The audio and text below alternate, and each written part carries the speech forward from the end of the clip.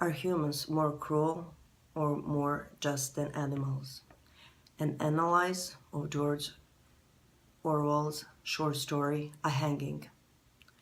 In Orwell's short story, A Hanging, the reader is presented with the view that humans are more cruel than animals. We see this in a few passages throughout the story, such as in Human Conditions, where prisoners stayed.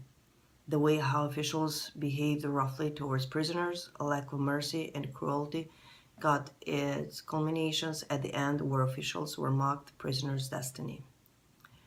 Those prisoners are seen like slaves and probably not allowed to raise their voice in order to justify themselves.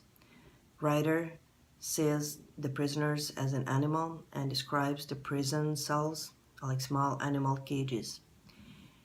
It initiates that conditions were inhuman. The prisoners were not treated like people, but as inferior, with little regard given to conditions and resulting suffering. The condemned cells, a row of shed fronted with double bars, like small animal cages. Each cell measured about 10 feet by 10 and was quite bare, with except for a blank bed and a pot of drinking water.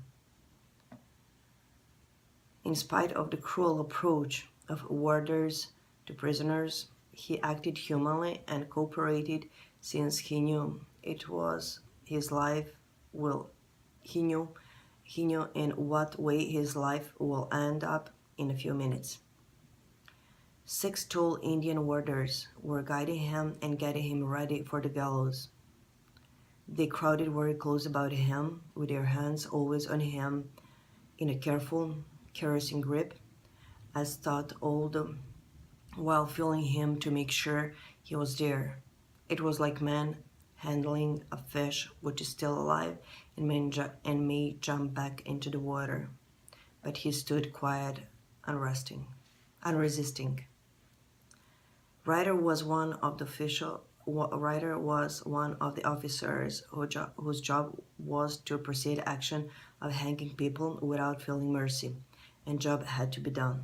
Even the moment when Ryder saw prisoners as a healthy and conscious man who was going to be destroyed did not change his mind, and he did not do anything to stop the action and save one's life. No one of officials felt mercy while prisoners was calling for God at gallows, but cruelty reflected in officials' mind. Will looked at the lashed, hooded man on the drop and listened to his cries. Each cry another second of life. The same thought was in all our minds. Oh, kill him quickly. Get it over. Stop that abominable noise. When the job was done and the man was dead, Ryder and his colleagues proceeded to laugh and drink. One of the officials, Francis, told an anecdote about some other prisoners who were resisting to proceed to gallows, which seems to be funny to others. The cruelty reflected even more in those moments when some people are chosen to live and rule the life of others who also deserve to live, but unfortunately they are on the list that guides to gallows. At that moment, Francis' anecdotes seemed extraordinarily funny. I found that I was laughing quite loudly. Everyone was laughing. Even the superintendent grinned in a tolerant way. You would better all come out and have a drink. He's so quiet, genially. I've got a bottle of whiskey in the car. We could do with it. So far, I was not familiar much with British colonization at the beginning of 20th century, but through this story from 1931, I could realize how people behaved cruelly as occupiers towards innocent people who didn't want to be colonized.